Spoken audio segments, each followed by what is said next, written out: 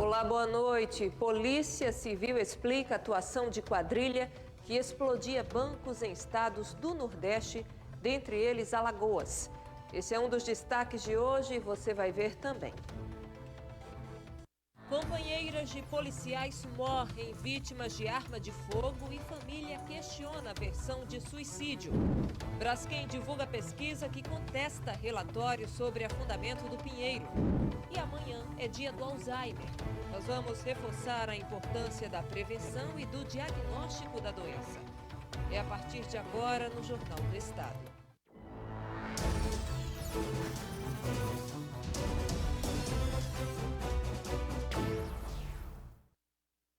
A Divisão Especial de Investigação e Capturas, a DEIC, divulgou detalhes sobre a atuação da quadrilha que explodia bancos no Nordeste.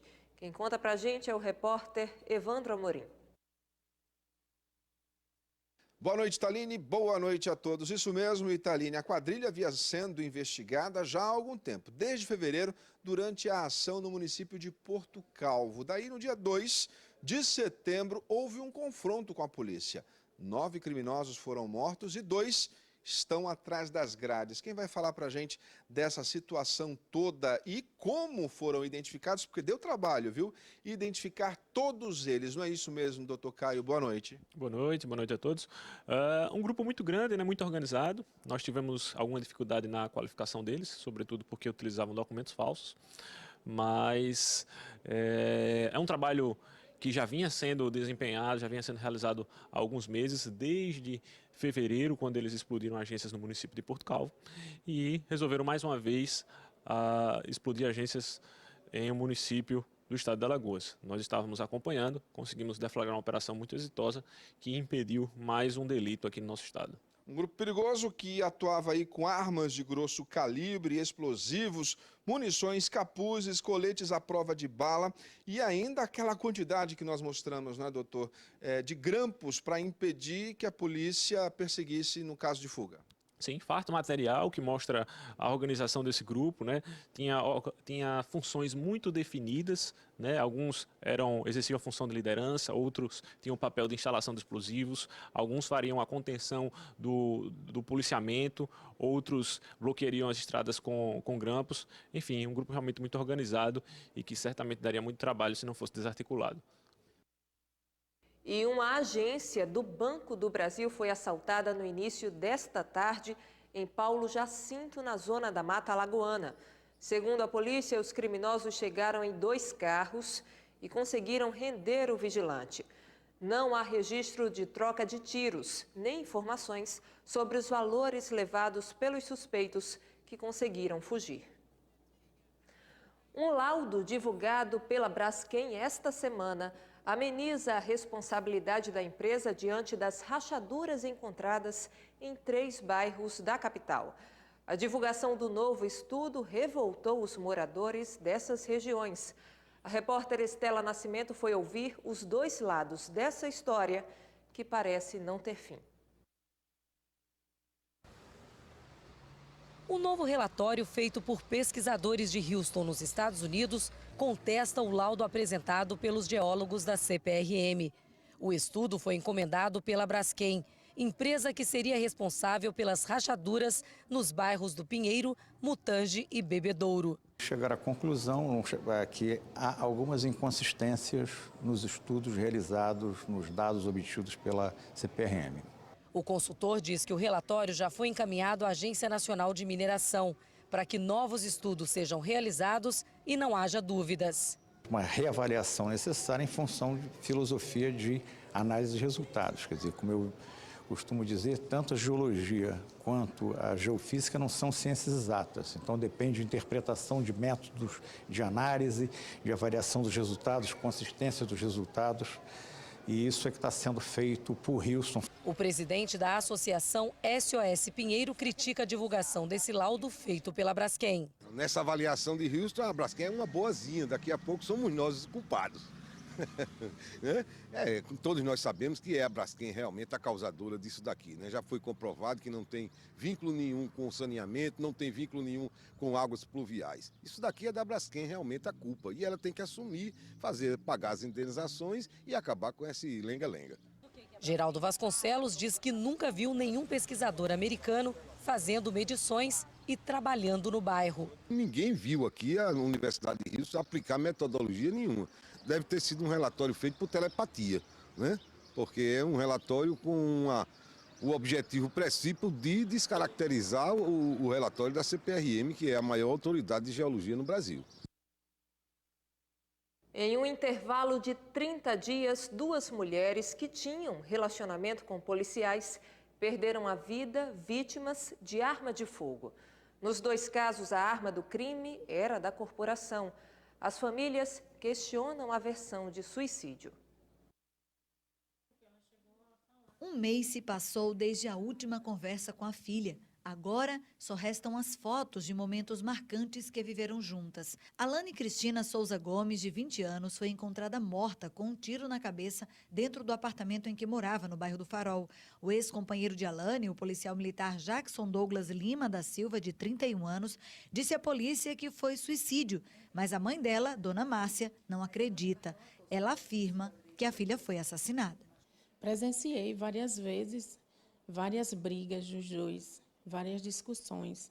Ele uma pessoa muito agressiva, ele muito possessivo. Ele tinha total domínio das coisas dela, das redes sociais. Segundo Dona Márcia, Alane namorava o PM há cerca de 4 anos e há 6 meses foi morar com ele. A mãe diz que ele sempre apresentou um comportamento agressivo e que a relação dos dois era conturbada. Na véspera da morte, Alane pediu para voltar para a casa da mãe e estava decidida a terminar o relacionamento. Em um dos momentos que eu vi ela lá, e ela começou no Instagram a apagar as fotos dos dois, disse que não queria mais de jeito nenhum. Eu ainda conversei com ela, mas ela disse que estava decidida, que não queria mais de jeito nenhum. No dia seguinte, ela foi encontrada morta. No dia seguinte, na madrugada, né, ela ainda estava na minha casa, até 1h30 da madrugada, e ele foi buscar ela na minha casa, e às 7 horas da manhã, o batalhão ligou para mim, avisando que ela estava morta. De acordo com a advogada da família, este é o segundo caso nos últimos 30 dias. No dia 1º de setembro, a atriz Tamires Rodrigues dos Santos também foi encontrada morta com um tiro no abdômen. Ela também convivia com o policial militar Gabriel Alves de Vasconcelos e foi vítima de violência doméstica. Ambas eram injuriadas, difamadas, diminuídas, ameaçadas, inclusive. No caso da Alane, por policial, e no da Tamires também. Lembrando que ambas foram mortas ou se suicidaram, quando concluir nós entenderemos qual foi a real, por arma da própria corporação. No caso da Tamires, é um pouco mais complicado, mas o local do crime e as provas só saíram no final. A família acredita que não foi suicídio e foi assassinato, pelas grandes agressões que ela já vinha sofrendo. Uma semana antes ela tinha fugido de casa, tinha deixado as filhas com a mãe em Pernambuco e estava escondida em Alagoas, na casa de um amigo que era homossexual.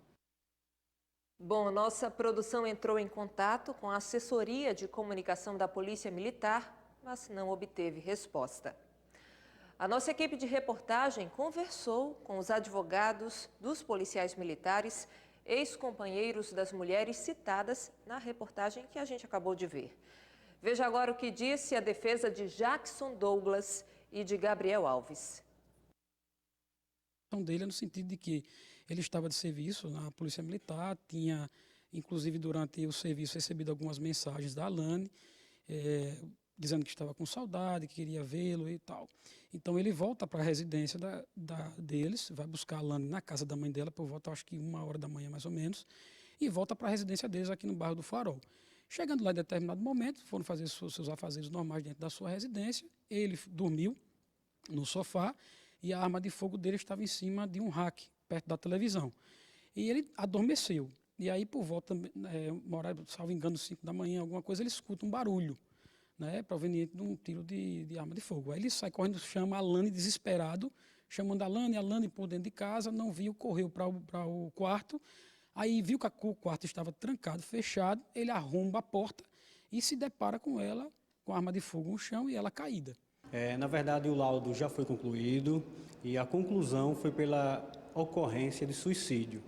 No laudo, ele consta também que o local ele foi devidamente preservado, até porque a Polícia Militar esteve no local, fez o isolamento, tá, do apartamento até a chegada do IC, a realização da perícia, e foi realizado todo o estudo, toda a perícia no local. Inclusive, o próprio Gabriel, na ocasião, ele se dispôs a deixar o seu corpo livre para que fosse feita perícia também nele, nas mãos, e foi feito isso no local.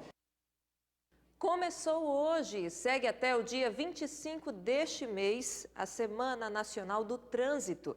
E a SMTT está realizando algumas ações em Maceió. Estela Nascimento traz as informações para a gente. Na Semana Nacional do Trânsito, a SMTT preparou uma programação para ser realizada aqui em Maceió. Por isso a gente conversa com o superintendente da SMTT, Antônio Moura. Antônio, que programação é essa? Olha, é uma semana, a Semana Nacional do Trânsito, que se encerra no próximo dia 25 agora.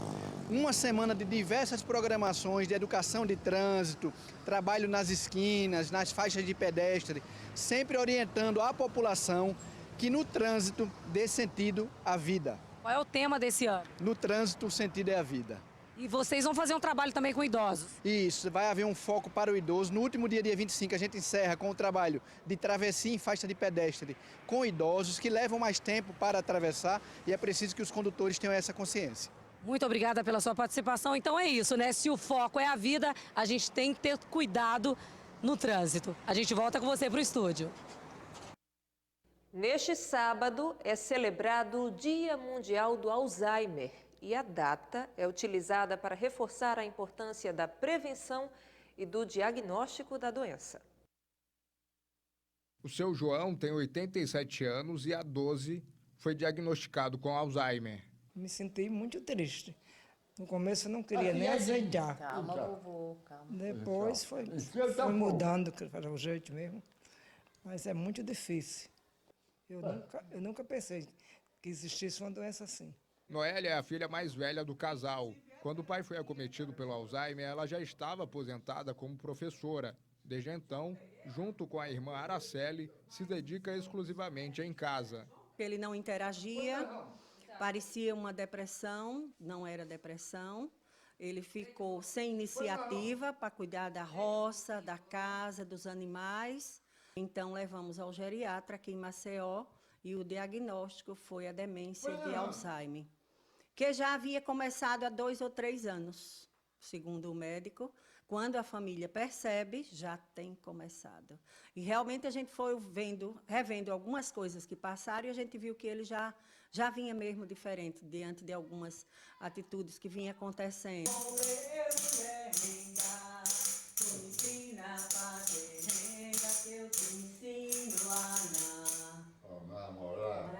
O diagnóstico do Alzheimer é severo, não há cura para a doença. Os remédios servem para tranquilizar e acalmar o paciente. Uma doença silenciosa. No mês mundial de conscientização do mal de Alzheimer, esse neurologista alerta como o diagnóstico é feito. A evolução do paciente, ao longo dos anos, vai desde um esquecimento mais leve até uma demência mais severa, onde o paciente vai ter dificuldade na resolução de problemas, alterações psicomotoras, alterações emocionais. Isso gera uma angústia muito grande com a família e os cuidadores. Como a família deve proceder? Tem que ter um grupo de apoio, um suporte, né? Um médico, um psicólogo, um terapeuta ocupacional. E no futuro o paciente vai precisar também de fonoterapeuta, fisioterapeuta, tudo isso aí, essa equipe toda junta deve informar muito bem a família tem que também estar muito tranquila e aberta ao que vai evoluir, né? O que vai acontecer com a evolução natural da doença, que vai chegar ao momento no que o paciente vai chegar numa fase tardia mais avançada, na qual o paciente não vai conseguir se alimentar sozinho, vai ter uma necessidade de auxílio para as coisas mais básicas, como higiene pessoal e os cuidados até A gente orienta alguns pacientes que estão numa fase mais avançada, fala com os familiares, bota uma etiquetinha, deixa na corrente um informe com os dizeres quem são os familiares, telefone, endereço, porque às vezes esses pacientes se perdem, muitas vezes são casos que a gente vê no dia a dia. A seguir tem os jogos de CSA e CRB do fim de semana. Hoje, inclusive, é aniversário de 107 anos do Galo. A gente volta já.